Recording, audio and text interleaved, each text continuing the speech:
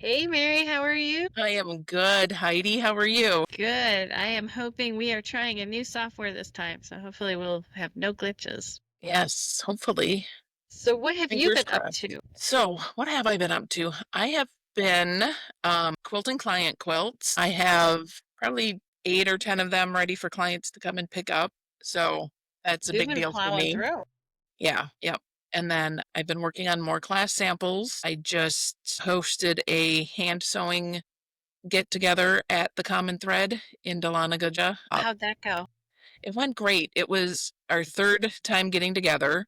We had, I think there were 12 ladies today, and they all brought different hand sewing stuff to work on, and we just kind of sewed and chatted. And Shannon had apple fritters and muffins there, and I made coffee. So it was just a really nice time to get together. Yeah, kind of build that community a little bit. So That anytime you don't have the nice. sewing machine humming, it's a lot easier to Yeah. socialize. Yeah, yeah, and so she has her classroom set up that the tables are all in pairs along the walls of the classroom, which you kind of need to do because of the sewing machines. Mm-hmm. So for the hand sewing, we took and turned the tables all in, so we had one long row of people facing in, Nice. which Yeah. was nice. Yeah, yeah. So it was easier to peek and see what everybody was working on. Well, that sounds like So, fun. so got to give a shout out to Courtney. She has been like Gangbusters. gangbusters, your star hand embroidery She was student. amazing in She my is class. making, I know she was yeah, like, "Stop making a big deal about it." I'm like, "Oh, you were amazing." yeah, yeah. Yeah. So she is working on like one of the flower kits from that she bought from you when you were at Yeah. the lodge. And then has encouraged Shannon to buy more from that designer. So that's been really nice, Yeah. you And know. and those are really good kits to have out there. Yeah, yeah. So that was fun. What else have I been working on? I sewed the binding on 2 quilts last night. And you do it by hand. No, Oh, okay. All right. somebody showed me how to do it by machine. Oh, good. Okay. Yeah. That's very good. What else have I been up to? I'm practicing my hand embroidery and trying to organize my sewing room. I got inspired by our podcast last week. It was such a hard week for me because I have been chained to the sewing machine, looking around, going, I need to do this and I want to do that. Yeah. So if you guys are listening to this one but didn't listen to the last one, we had shared a couple tips about organizing the studios, and we each shared some of our favorites. And now all I want to do is go buy magazine boards and redo all my fabrics. So on our Instagram, Stitching Up Trouble, Hmm. just this afternoon I posted a little demo on how I use the magazine boards. Nice. Okay. So Yeah. Yeah. go I, check I that out. really need to go check that a little more. I mean, if you can see, if you're watching the video of this, Hmm. you can see my lovely fabric all All lined pretty. up. Yeah. So the last couple weeks, I've had my friends John and Nicole have 2 kids. Their oldest is very involved in volleyball.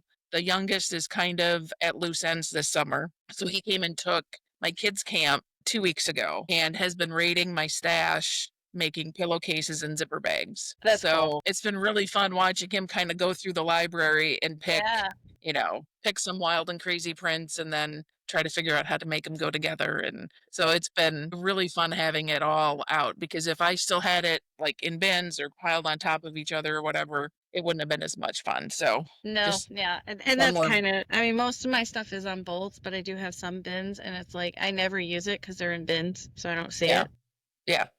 But yeah, no, so it sounds like, things are moving right along up there in July in the mountains. That sounds They cool. really are. Yeah. The electrician's been in this week doing some of the wiring.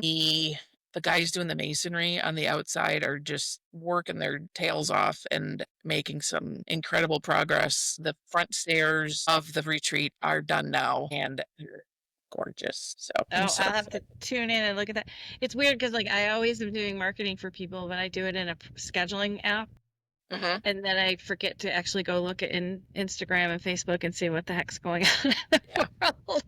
Well, I was going to record a update today, but as I was leaving the class and getting back to the lodge, it started downpouring. And there's still a lot of mud in the yard up there. So I'll probably go up in the morning and do another update, hoping it dries out a little bit by Take a then. picture for that part of your newsletter I'm working on. I need your write up and your picture to put in there. Yes, ma'am. I've Yeah, been noodling on my write up for the last couple days, so I'll get what's it that? to you. Said I've been noodling on my Yeah, write up for the last couple days. It changes every day. that's okay. Well, yeah, that's kind of why I was like, let's get a picture and just Yep. capture it. But Yeah.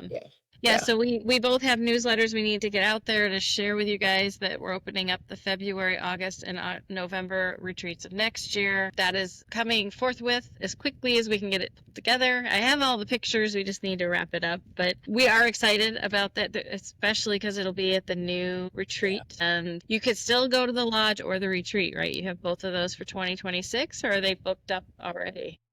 I believe I have reserved both buildings for your retreats. That way, if we have more than 16 people, the overflow can sleep in the original lodge. Well, I am going to be, I mean, it's really strange. Like, the beginning of the year is gangbusters. Go, go, go, go, go. I have lecture after lecture, shows and events. And then right around June, all of that stops, like, literally stops. Nothing, crickets. And then come September, it's nonstop again. And now this time is September to May is like that. So we have 2 cruises I'm going on with quilters, and there's spots I think in both of them still.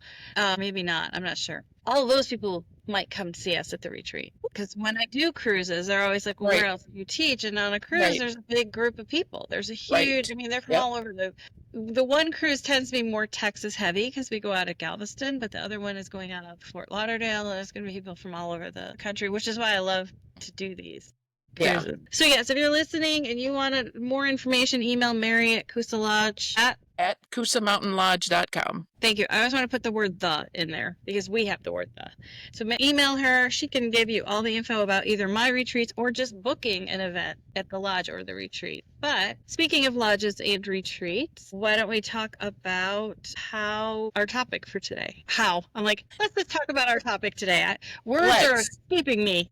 So it's dinner time here right now. It's almost 5:30. So I'm a little hungry. So this Should we topic, not do this one? no. This is a good topic for right now because it's front of mind. So I get a lot of questions and I have a lot of opinions about food, specifically food at the retreat and how different groups handle it. So I thought I would give a little bit of advice on meal planning for the lodge, what to keep in mind, what to avoid, and give a few suggestions of meals that I have found that work really well.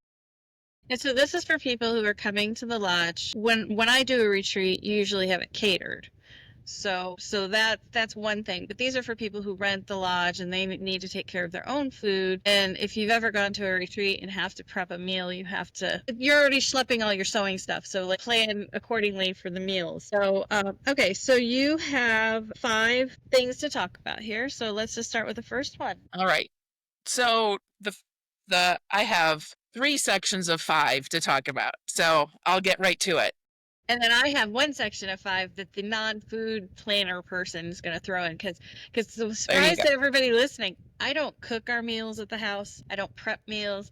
I don't even have to go to the grocery store. All of that is done for me by my wonderful husband. So meal planning is really foreign to me. That's so nice. So nice. So there's a few things to keep in mind when you're planning meals. You're not going to be in your own kitchen and you're cooking for a group that usually you're not typically cooking for. So you're not like cooking a big meal for your family, you're cooking for a wider range of people. So one thing to keep in mind is dietary restrictions. There's a lot of food allergies out there. There's a lot of people that have restrictions if they're diabetic or need to do a low fat meal or Vegan, vegan, vegetarian, vegetarian, whatever. gluten-free. Yeah. Yeah. So sometimes it's really hard to avoid all of the things that people are trying to avoid, especially if you have a full retreat and there's a wide range. But just try to keep it in mind and be, a little bit compassionate and thoughtful about how you're planning your meals. And I'll get into that a little bit later as well. A big one is prep time. You want to keep in mind, you know, is there anything that I can prep ahead of time? Can I choose a meal that is, very easy to prep? You don't want to choose a meal that you have to chop 20 different kinds of vegetables and, it's going to take you all day, or things that have to be made fresh at the retreat. are a little bit harder. It's because you want to be spending your time with your friends and not in the kitchen. Typically, most people are really only responsible for one meal, so it's not as big of a issue because somebody else is doing all the other ones. So, Right. but prep time is a big deal. Keeping in mind what season you are in, hot soup and chili and things like that, probably not good at this time of year when it's 90 degrees and high humidity. Maybe Right. think of grilling something or doing some nice salads or, you know, things like that for this time of year. So keeping in mind I your think cold seasons. meals are easier to make anyway. So, go Yeah. with the low hanging fruit. Yeah. If it's hot Yeah. out, say, oh, I have to do cold because it's, it's Yeah. 90 out. Yeah. So, or a crock pot meal as opposed to something you have to bake in the oven for an hour, that won't heat up the kitchen as much. It's nice when the group organizer or the food organizer kind of gives out the menu as people sign up for things because you can avoid repeats or you can plan your meal based on what's going to be left over from the previous one. Yeah. So, and Well, we I'll, just did one in April. It was the first one we were required to do meals because we used to yeah, go to a different one, and we had enchiladas 2 nights in a row. They were totally different, but we had two right. because we didn't think to say, hey, But if you're doing that, then if you knew that one person was doing chicken enchiladas, one doing was doing beef enchiladas, they could have just brought one container of sour cream and just one container of salsa. So exactly, knowing what everybody else is bringing, you can kind of add share on, yeah, and understand what, okay, she's bringing a fresh salad. I probably should talk to her about what dressing she's bringing. And then we don't have exactly. 4 bottles of ranch. You could So, coordinate a little better and maybe not right. have to bring as much. Right. So keeping those things in mind. Another one is also the budget. I have groups do their food different ways. There are some groups that, like if they're a guild, there will be, you know, 2 people that will take care of like the meat or the main course, and then everybody else splits up all of the sides. So the guild will cover the meat and then everybody else brings the sides. So you have to a guild has a certain budget and you have to pay attention to that. Also, I mean, none of us have unlimited funds, unfortunately. So keeping that in mind. So don't serve lobster and ribeye. Well, Pick, you can, but not. It won't be my night. right. I mean, if that's what you want to do. But, there are budget friendly, crowd pleasing meals that you can serve. So those are just a few things to keep in mind as you're, planning your menu. Um, Those are some good points. Like, definitely talk to the other people in the group. They don't, yeah, you don't have anything on here. I mean, a lot of the groups will team you up. Like, 2 people take care of the dinner. So you could talk to your partner as well and say, hey, we could do this together, or I'll do the prep and you do the cook and then I'll do the dishes. So if you know all that going in, it's a lot less stress going into it. exactly. Yeah. Yeah. So, what a lot of groups do, they will either say that you're on your own for breakfast. So, you can bring your oatmeal or your yogurt and berries or eggs or whatever you want to bring for breakfast, and you can get up and eat breakfast whenever you want. So, it's not the whole group sitting down at a meal. I had one group where one person would get up at like 4 o'clock in the morning, and then somebody else would stay up until 3. So Right, right, the right, right. woman who Yeah. gets up at 4 is not going to be eating breakfast with the one who goes to bed at 3. So breakfast was always like on your own. And then lunch was planned and then dinner was planned. So it's kind of just 2 meals a day. And usually most people team up in pairs or in threes and do that. So, but some of the best meals are ones that are customizable. So, um, like several groups have done make your own pizza. So if you're not eating pork, you don't put the sausage on your pizza. If you're vegetarian, you avoid the pepperoni and you can customize it. So I meals don't know like that. anybody who would avoid the pepperoni, but okay. So meals like that are helpful. So the make your own pizza is really popular. A taco bar is really very good. One of these days when I make a meal at a retreat, I'm going to do the walking tacos, which are you get it's not the tiny snack size bag of Doritos, but the one that's Oh, just a little yeah, bit yeah, yeah. bigger. Yeah, yeah. And then you You put crunch up everything in the the bag. Doritos, Yeah, put everything in the bag, and you have yeah. your taco right there in front of you, and there's no plates to clean up. So that is a customizable meal. Another good one is a pasta bar.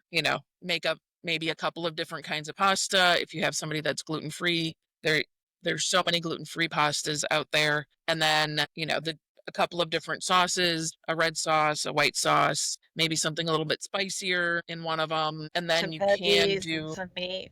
the veggies. You can do, shredded chicken in one, or the ground beef, or sausage, or whatever. And then that way people can kind of pick and choose and meet their own dietary restrictions without having to have everybody be gluten-free or everybody be vegetarian or dietary restrictions. We all have things we love and hate. exactly. And so like I've seen taco bars and I totally appreciate them because I hate beans. Can't stand beans. And so like I can avoid all the beans and Exactly. still eat happy. So Exactly. not to disparage against all our allergy friends or vegans or vegetarians, but Yeah. I mean it makes it a lot easier if you if it's component wise. You can Right. just build Right. and go. Yeah. So I believe this was my friend Dawn's idea. She organizes quite a few retreats for me, at least for a year. And what she usually does the last meal of the weekend, so like Saturday night dinner, is sometimes it's Sunday lunch, but the last big meal of the weekend is a baked potato bar. So if somebody's done tacos during the week, or if they've done barbecue during the week, or chili, that all goes really well on a baked potato. Yeah, So that's it's a great great idea. way to have a customizable meal and to use up the leftovers that have been around, that everybody else brought for the week. So Exactly. that's another And great that's meal. easy. And You just clean the potatoes and throw them in the oven and go back to doing whatever exactly. you want to do. Exactly. And when Shannon from the Common Thread, hi Shannon, Hey, Shannon. does her retreats at the lodge, she actually wraps the potatoes in tin foil. I think she puts salt and butter on them, wraps them in tin foil, and puts them in the crock pot overnight. Wow, in the crock pot. I never heard of that In the one. crock pot, yeah. Leave So, it to Shannon. She's so right? clever. We'll have to have her come on and talk about her favorite crock pot meals, because she is like the crock pot queen. Well, I'm going to be there for 2 weeks in November. So we're going to get to do a couple podcasts while I'm there. So maybe we go to the store and do it with her. Oh, that would be fun. Because then people could see the store we talk about all the time. Yeah. So, I hope you're listening, Shannon. We're planning this. You just have to jump on board. she'll be all over it. So yeah, the baked potato bar is a great idea. So again, like the pizzas, the tacos, the pasta bar, all of these things are customizable and can reduce your worry about anybody else's food allergies. So Well, and I've been to several groups where people have like really bad ones. yeah. I just reach out to those people because, like, my one friend, she for a while was very, very careful. She would bring her own food, and then she'd say, "Well, what are you planning?" And then she'd be like, "Well, I could eat this, but don't worry about this." So, like, we didn't always have to worry about it for the main, but we made sure we picked a side that would go with whatever she was bringing, which was usually a bowl of beans. So, Well, and most people who have food restrictions do take tend care to of it. kind of come with a backup plan for meals. But it's always nice to include them. try to include them and make sure they're comfortable and Well, fed like if as you're doing well. pizza night and you have people who are gluten free, you bring in a cauliflower crust. They're not hard to find now. They're everywhere. So so Right. those are really good ideas.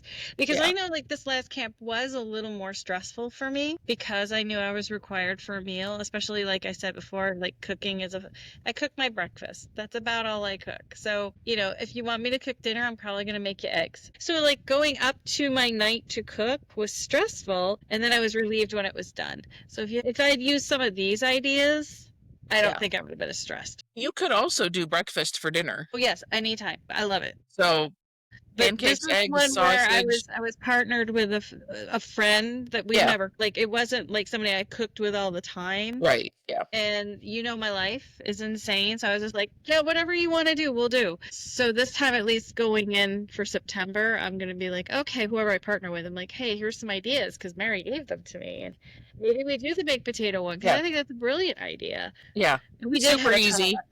Right. So like make a salad to go with it and throw whatever meat and cheese and whatever you want on it. It's really, really good. So Now I want to tell you, I was not hungry at the start of this. I'm starting to get hungry. sorry.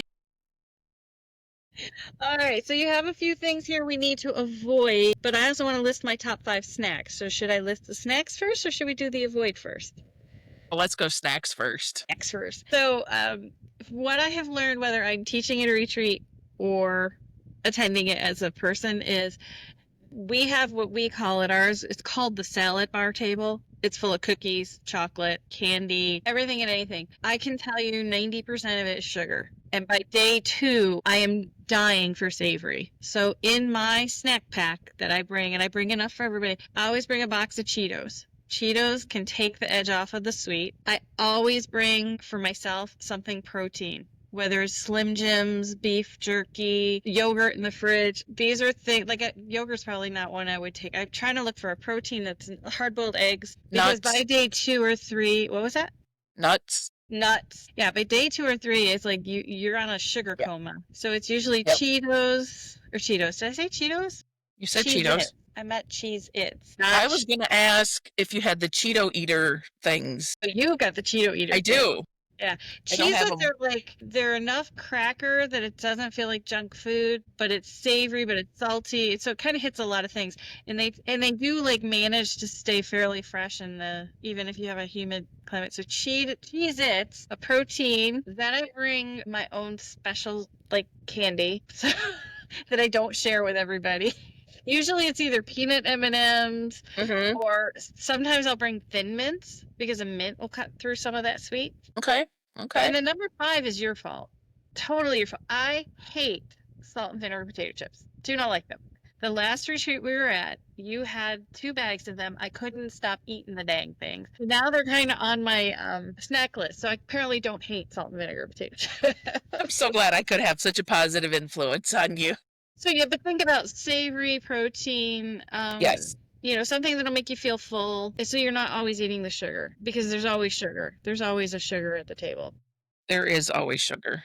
There is. It's weird because Koosa was the first one I went to where the salad bar actually had some savory on it. I was very impressed. People had brought crackers and people had brought nuts. And I was like, oh, wow, this is like a healthy group. I have one friend, Vanessa, when she comes to a retreat, she always brings a bag of those little cutie oranges. Yeah. Yeah, that's another really good one. Bring a fruit. Little oranges and apples, bananas. No one's going to eat those on the snack table. So you may as well put them there and they're there for you when you want them. Right.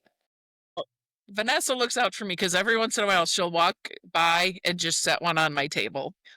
Have some fruit, sweetie. And I appreciate it. Because if you're doing back-to-back retreats, you're faced with those choices every week. Yeah. Where we just pop in for a little while and then go back to our normal eating. Yeah. I never thought about that poor temptation for you. I'm sorry. It's okay. I'm strong. I just walk up and down the driveway a couple times. It's fine. Well, that's a long Not drive. really.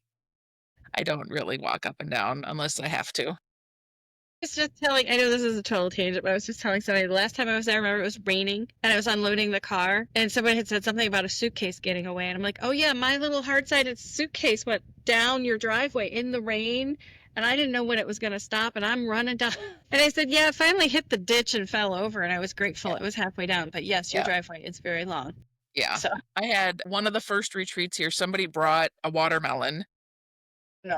One of those little, it was round. It wasn't the oblong one. And they didn't eat it. So they were loading it back up into their vehicle and dropped it. And it rolled all the way down the hill. It made the curve in the driveway and made it to the bottom. So it didn't break? It broke at the bottom. It rolled off into the woods and then broke. And I was like, it had just one last hurrah and it's yeah. So I'm like, okay, the deer will love that. So yeah. All right, so let's talk about the things to avoid when you're picking a menu for your retreat. So things to avoid are one dish meals. So, the cheesy tuna casserole or things like that where everything is all in one dish and you can't control how much protein you get or how much carbs. So if you're going to do a dish like that, consider serving at least a nice big salad, a lot of green leafy vegetables and carrots and tomatoes and onions and whatever on the salad. Or Again, even if just you're doing throw a little cheese and cracker plate out too, in case people right, don't want the casserole. right, right. So if you're doing a casserole, if you're doing a lasagna, try to make sure that you're serving something else to kind of supplement that. If just to be aware. Yeah, I would avoid any super spicy dishes, please. because everybody's spice tolerance is different. And if you really do So like they could use the philosophy of an Indian restaurant. Mild, and then you have the chili paste on the table to make yours spicier so that exactly, people can control their heat. exactly. My friend Linda brings red pepper flakes. Yeah, So she puts those exactly. on whatever she wants a little bit spicier. So again, just kind of make it customizable. You can always add spice, you can't take it out. So Not easily. no, not easily. And if So you happen to eat something super, super spicy, go hit the salad bar snack table and eat chocolate. It will take the spice away. there you go.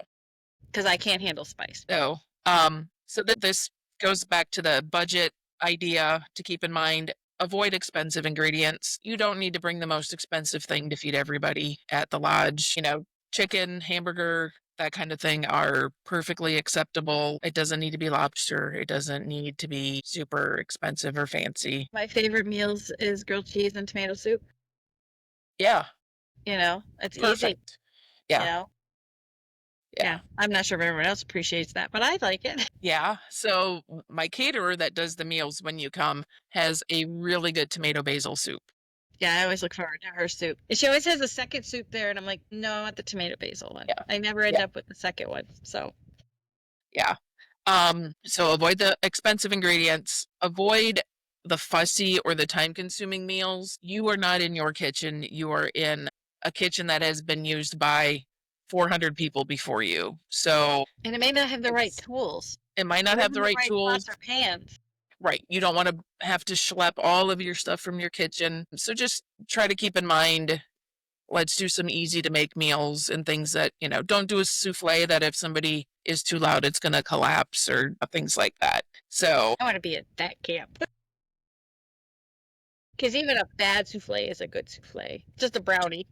true. So, and then again, I've said this before many times, but meals that are not easily customizable. So just try to avoid those and be considerate of people and their different. So, this is just a question just based on mine. I might be opening a can of worms. If I am, I'm sorry. Does the lodge have a crock pot? Does it have an Instapot? I mean, are these things that people can reach out to you and ask if the kitchen Yes. has? The lodge has two crock pots. It has a large and a small instant pot. It has a gas grill. The gas grill has the propane directly attached to it, so you don't have to haul the little canisters. It has a green egg if you want to smoke something on the green egg. It's a gas stovetop with an electric oven, microwave, blender, and mixer. So that would be something though, like if someone, even if they weren't coming to your retreat place, it's not a weird thing to reach out to the retreat owner and say, "Hey, we're It is doing not. meals. Do you have Yeah, this kind of yeah. thing or Those whatever?" are very good questions to ask. Yeah. And then also, ask about if they have basic spices there, if they have coffee and tea, things like that. Also, We spent like a half hour looking for salt and pepper because it wasn't where you would expect it to be, and then we ended up right, finding it at some weird right, covenant. right. So yeah. And then, some of the retreats and stuff also have condiments that are available. So just reaching out and asking is a good idea. Well, those were all Yeah. very good. Now we're both starving, ready Yeah. for some dinner. Yeah. So my friend Donna, who is at the lodge right now with the group, I want to shout out to her because she told me that she's coming in August with another group, and she said that she has them hooked on our podcast. So Nice. Thanks, that guys. thank you so much. And she said that she's looking for meal ideas for the August retreat. So hopefully this was Okay. helpful. Just Yeah. things to keep in mind. Yeah. If anybody else has meal ideas or recipes, Hello. put them in the comments or Yeah. email me your recipes. If you want to cook dinner for me at some point, that's fine too. I don't know. I'm spoiled. I am so spoiled. So the first 14 years of our marriage, Matthew was working as an architect, and he worked crazy hours, late hours. So I cooked the first 14 years. And then he came on board with me. And it was like a week into it. He's like, hey, what are we doing for dinner tonight? I'm like, maybe you should try cooking. I ate the best meal that night. And I said, how about for the rest of our lives, you cook and I'll do laundry. And I never looked back. And I eat like a queen. Awesome.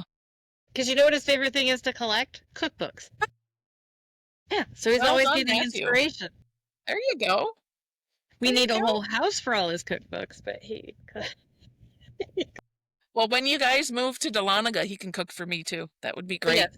Yeah, he is one of those people that he can look in the pantry that we looked at 100 times, said there's nothing to make, and he'll whip up Mhm. like an amazing meal. I'm just like, where did you find these ingredients? They're like, they're in the pantry. I'm like, no, no. I'm a recipe follower. I'm just not very creative at cooking. I'm not a creative cooker, so I Well- could survive, but I pick my recipes like I pick my quilt patterns. they're really scrappy.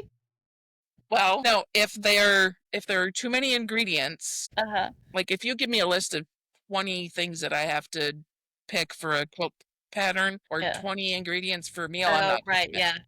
If you have 10 pages of instructions for any food, not gonna happen. Same with a quilt. 4 I steps.